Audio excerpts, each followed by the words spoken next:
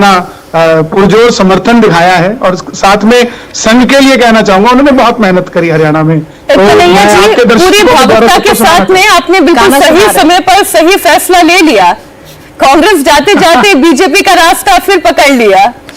नहीं, मैंने बिल्कुल भावुकता में फैसला नहीं लिया। मैंने सनातनियों की सुनी और मैंने लिखा था सनातनियों की सुनेंगे और सनातनियों को चुनेंगे। अब देखिए, JNK के अंदर कोई दूसरा धर्म जीत गया और विकास हार गया, और हरियाणा के अंदर सनातन धर्म जीत गया और सनातनियों ने मिलकर काम को किया।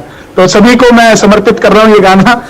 जो राम को लाए हैं हम उनको लाएंगे, जो राम को लाए हैं हम उनको लाएंगे, हरियाणा में फिर से नायब ने लावांगे, हरियाणा में फिरते ओ भगवा लहरावांगे।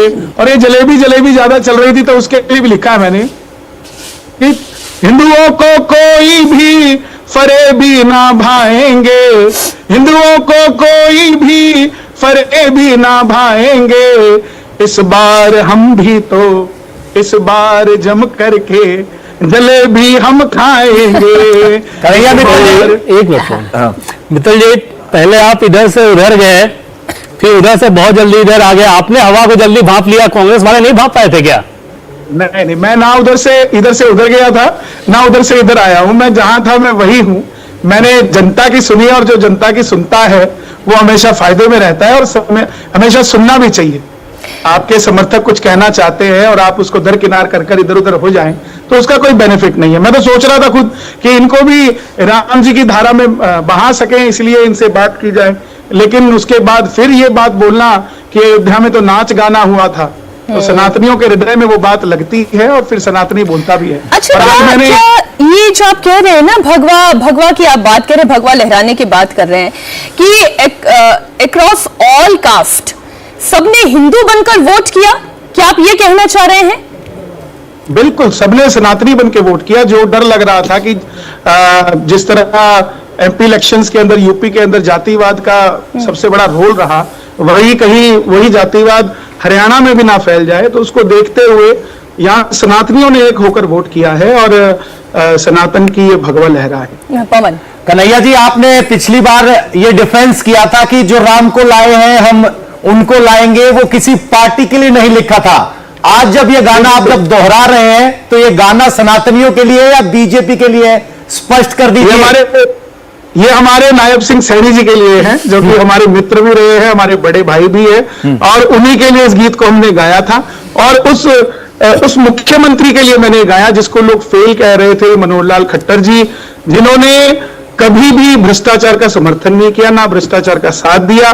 पहले मुख्यमंत्री वो रहे जिन्होंने अपने कॉलेज, अपने होटल, अपने स्कूल्स के ऊपर कंसंट्रेट ना करके जनता को समर्पित किया, और अपना जो घर था वो भी एक लाइब्रेरी को दान देकर आ गए। तो मैंने उस समय भी कहा था कि जनता अगर ऐसे मुख्यमंत्री के कार्य को भी नहीं समझती तो जनता चाहती है। बात तो कन्हैया जी आपको पहले से पता थी, बीच में आपकी नाराजगी, राह बदलने की खबरें, उस वक्त क्या हुआ था? नहीं, ये नाराजगी बिल्कुल भी कोई पार्टी से या किसी और से नहीं थी। सिर्फ और सिर्फ, फिर से मैं कह रहा हूं, यही दोहरा रहा हूं कि जो लोग कांग्रेस के अंदर हैं, राम जी को नहीं मानते, उनको भी हम चाहते थे कि राम जी की धारा में आए। सनातनी हैं तो सनातनियों का साथ दे। इसके अलावा जो मीडिया ने बातें उठाई कि इलेक्शन लड़ना चाहते हैं, पंचकुला से लड़ना चाहते हैं, ये लड़ना चाहते हैं, वो लड़ना चाहते हैं, ऐसा कुछ भी नहीं। आप गायक तो अच्छे हैं ही, मौसम वैज्ञानिक भी आप अच्छे रहे, मुझे लगता है हरियाणा के इस इलेक्शन को सबसे पहले आपने भापा है। मेरे ख्याल से फिर भारतीय जनता पार्टी के जितने भी समर्थक थे उन सब में था कि क्या इतना ले पाएंगे। हाँ, बिल्कुल।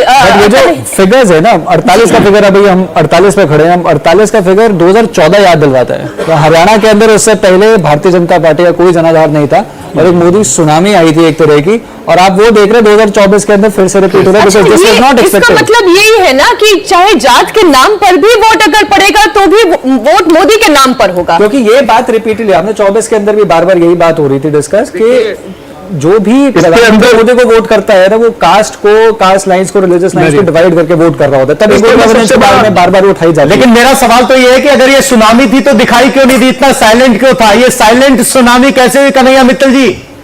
देखिए छत्तीसगढ़ वाली साइलेंट सुनामी हरियाणा में आई है। वहाँ भी जनता को उसको तो दिखाई दी ना, उसे ये सवाल नहीं पूछा जा सकता। वो अच्छे से दिखाई दी, तुरंत भाग के आगे गए। कैंपेन नहीं, देखिए हमारा हरियाणा नॉन-स्टॉप हरियाणा, ये उनके लिए मैं 13 दिन हरियाणा में पैदल चला था जी। और सनातनियों को जोड़ने के लिए चला था। मैंने वहां देखा कि कहीं पर भी किसी के अंदर जात पात को लेकर किसी भी चीज का मतभेद नहीं था। हम लोग जहां जहां लगभग हम 350 किलोमीटर पैदल चले और गांव गांव मैंने कवर किया। मुझे किसी भी गांव में ये नहीं दिखा कि मैं एक बनिया हूं और सामने वाला कोई दूसरी कास्ट का है तो वो कोई मतभेद कर रहा है। तो मुझे तभी महसूस हो गया था कि इस हरियाणा के अंदर कभी भी जातिवाद को लेकर काम होगा ही नहीं, और जो जातियों में बांटने की बात करेगा। अच्छा, वैसे उसको भी कहीं ना कन्हैया कहीं जी शामिल देखिए, कलाकार की कोई जाति नहीं होती, कला ही उसकी सबसे कलाकार बड़ी की- जाति होती है। तो कलाकार की इसलिए अब जाति सबसे पहले नहीं आप होती, जो है लेकिन राम को कलाकार लाए नहीं हैं, अब इस बार राम के नाम का भजन होना चाहिए। जी बिल्कुल। हमने आज एक भजन रिलीज करना है, मैं रावण जलता देखूंगा, आज शाम के लिए हमने बनाया है। अभी 3-4 घंटे क्योंकि- पहले गाकर सुना रहे हैं जी जी। मैं आपको सुनाई देता हूँ। और क्यों ना हम इंडिया टीवी पे लॉन्च कर दे, हमने 2 बजे करिए, रिलीज करिए। करना था। हम आप श्री इसमें गणेश कर अपने- दीजिए। जी आप यहीं पर इसको चलाए, आप सुनिएगा, बहुत अच्छा हमने इसको लिखा भी है। और आप पहले एक्सक्लूसिवली है इंडिया टीवी पर ये सॉन्ग। हमने ये दोपहर के बाद लॉन्च करना था, लेकिन अभी कर रहे हैं। प्ले करिए प्लीज।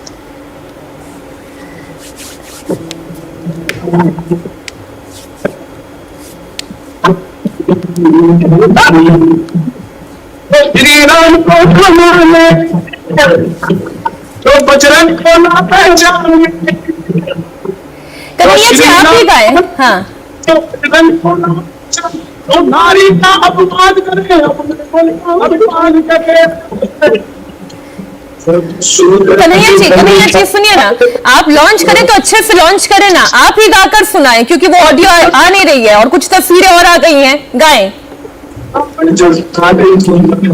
तो नेटवर्क कमजोर पड़ रहा है, उसको ठीक करें। उससे पहले आपको बता दें, बीजेपी के प्रभारी धर्मेंद्र प्रधान से मुलाकात करने के लिए मनोहर लाल खट्टर पहुंचे हैं। ये मुलाकात बेहद महत्वपूर्ण हो जाती है, जिस तरीके के रुझान आए हैं उसके बाद ये मुलाकातों का दौर शुरू हुआ है। खट्टर कहा गया, बीजेपी ने उन्हें एलिवेट किया है, केंद्र में जिम्मेदारी दी गई है, एक बार फिर अहम भूमिका में होंगे। और हरियाणा प्रभारी धर्मेंद्र प्रधान के पास खट्टर मुलाकात के लिए पहुंचे हैं। सरकार बनाने की सुगबुगाहट तेज हो गई है। अब आप इसे ऐसे समझिए, क्योंकि अब जो टैली है वो बहुत ज्यादा बदलेगी ऐसा नजर नहीं आ रहा है। अब काफी वक्त हो गया है कि यहीं पर आकर आंकड़े रुक गए हैं, और इसीलिए बीजेपी चाहे प्रवक्ताओं की बैठक करना हो, चाहे बड़े नेताओं का खट्टर के घर पर पहुंचना हो, प्रभारी का खट्टर के घर पर पहुंचना हो, इसी तरफ इशारा कर रहे हैं देवेंद्र। बिल्कुल प्राची, और इससे बड़ी चीज ये होने वाली है कि आज के दिन का जो हाईलाइट कि शाम में प्रधानमंत्री नरेंद्र मोदी का एक बार फिर से कार्यक्रम होगा। बीजेपी के मुख्यालय में होगा। उसके लिए तैयारियां शुरू हो गई हैं। ऑफिशियली कांग्रेस पार्टी की तरफ बीजेपी इस काम को नहीं करती है, तो इसलिए इंतजार किया जा रहा है थोड़ी देर और का।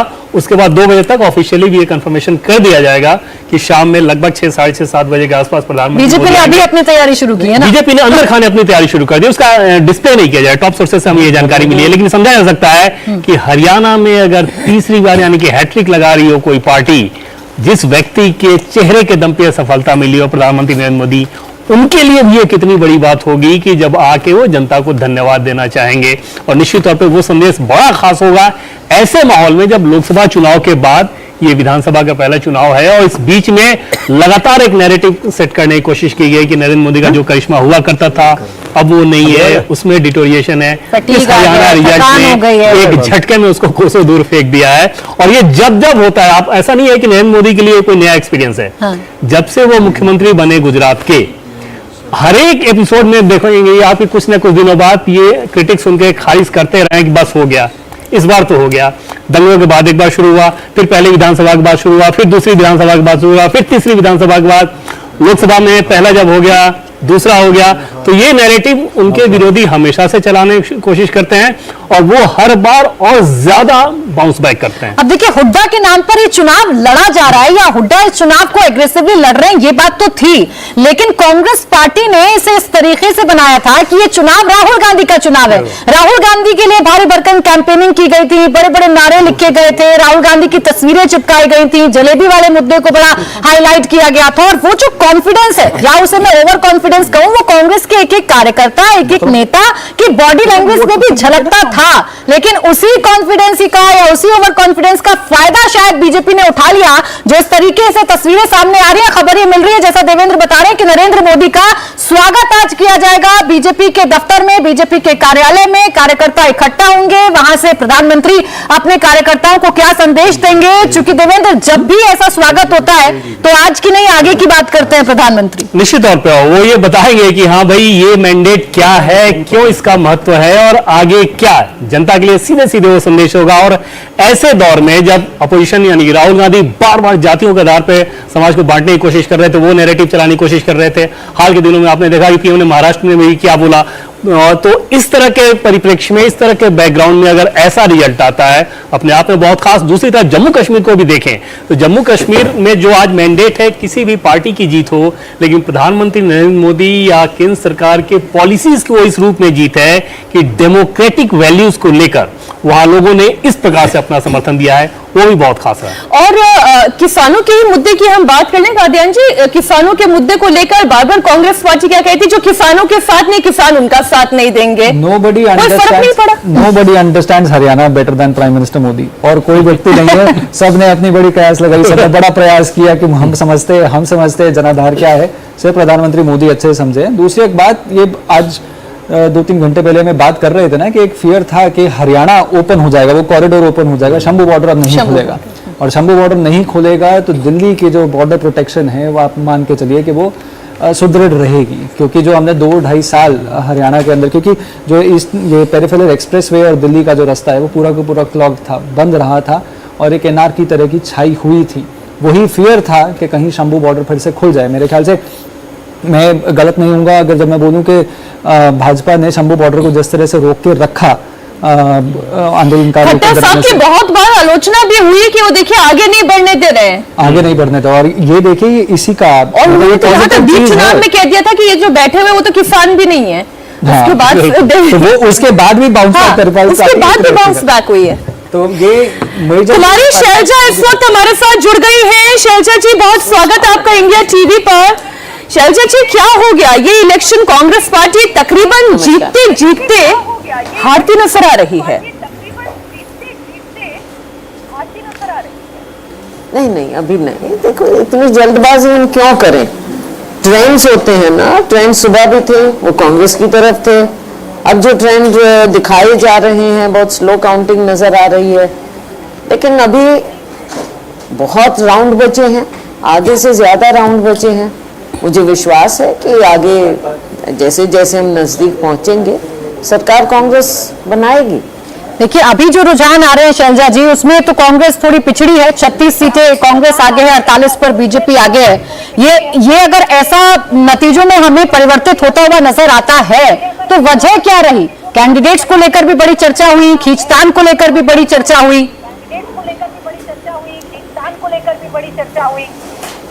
ये जो इसमें पता चल रहा है कि मार्जिन बहुत कम है, आपस में बहुत कम मार्जिन है, तो ये जरूर एक थोड़ी सरप्राइजिंग बात है। लेकिन मुझे लगता है कि एंड तक मार्जिन कांग्रेस के फेवर में बढ़ेंगे। नहीं मैम, इसलिए हम ये कह रहे हैं वहां तो सरकार बनाने की कोशिशें होने लगी है और यहाँ कांग्रेस पार्टी जितनी उत्साहित दिखाई दे रही थी उससे ठीक उलट दिखाई दे रहा है। चर्चा अब होने लगी है कि शायद कैंडिडेट सिलेक्शन में कुछ तो कमी रह गई।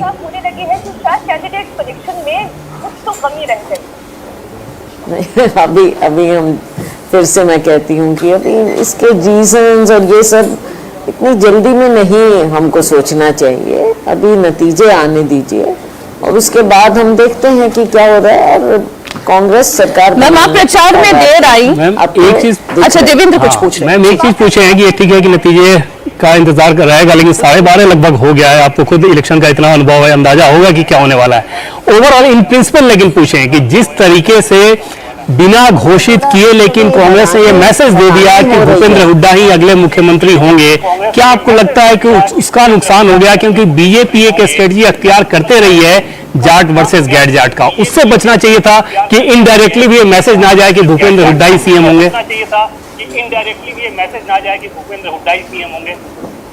देखिए, मुझे हैरानी ये हो रही है कि ये इतना स्लो क्यों दिख रहा है। जो भी नजर आ रहा है, ट्रेंड्स वगैरह जो दिखा रहे हैं, तो अभी ये भी नहीं मालूम मुझे तो कि कितने राउंड्स हो गए और कितने बचे हैं, वो कुछ दिख नहीं रहा है मुझे। नहीं, लेकिन भूपेंद्र हुड्डा का सीएम प्रोजेक्शन का मैसेज जाना, क्या आपको लगता है कि ये गैर जरूरी था, इसका नुकसान उठाना पड़ा है? क्या आपको लगता है कि ये गैर जरूरी था, इसका नुकसान उठाना पड़ा है? तो कांग्रेस ने तो क्लियर कर दिया था, खुद राहुल जी ने क्लियर किया था कि ये तो फैसला बाद में ही होगा। आप चुनाव प्रचार में देर से आई थी, क्या उसका असर रहा? हमारे नेताओं ने सॉरी, आप चुनाव प्रचार में काफी देर से आई, वो जो हाथ मिलाने वाली तस्वीर राहुल गांधी ने पेश करने की कोशिश की वो बहुत देर से हुआ, तो क्या लग रहा है कि अगर आप पहले से मैदान में होती तो तस्वीर कुछ और हो सकती थी? नहीं नहीं, ऐसी कोई बात नहीं है।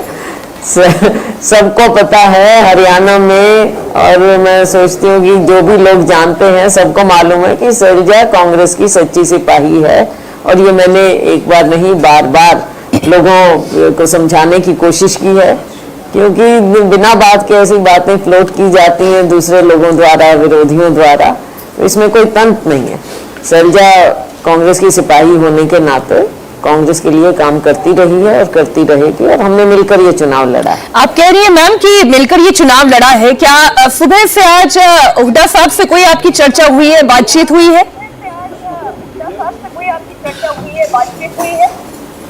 नहीं, कैसे हो सकती थी, सारे आप मीडिया वाले मेरे पास बैठे हैं, मैं तो तब से बोले ही जा रही हूँ। और सीएम फेस को लेके आपने कहा कि राहुल गांधी जी ने साफ कर दिया कि बाद में होगा फैसला, ये अलग बात है, लेकिन ग्राउंड पे हुड्डा जी के समर्थकों ने इस बात का प्रचार किया कि वही सीएम हो रहे हैं और बीजेपी ने इसका फायदा उठाया। क्या आपको नहीं लगता कि वो गैर जरूरी था, उसका नुकसान उठाना पड़ा है कि अगर हुड्डा जी के समर्थकों द्वारा ये मैसेज दिया गया कि वो अगले मुख्यमंत्री होने जा रहे हैं, बीजेपी को इससे मौका मिल गया जाट वर्सेज गैर जाट करने का?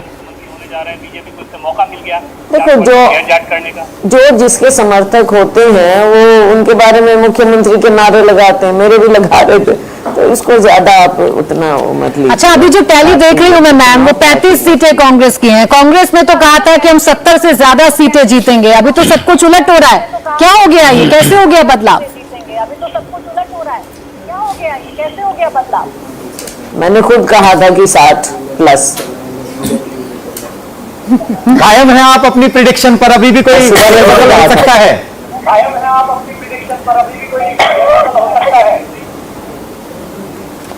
सॉरी, आप अपने प्रिडिक्शन पर कायम है? लग रहा है कि अभी भी फेरबदल हो सकता है इस आंकड़े में?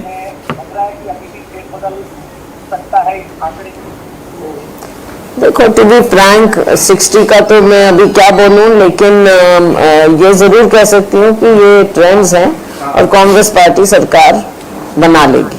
मैम, आपका अपना असेसमेंट क्या है, क्योंकि आप खुद कह रही हैं कि 60 तक आप भी प्रेडिक्ट कर रही थी, अभी 35 पर कांग्रेस पार्टी लीड कर रही है, कहां तक आपको उम्मीद है कि पार्टी जा सकती है?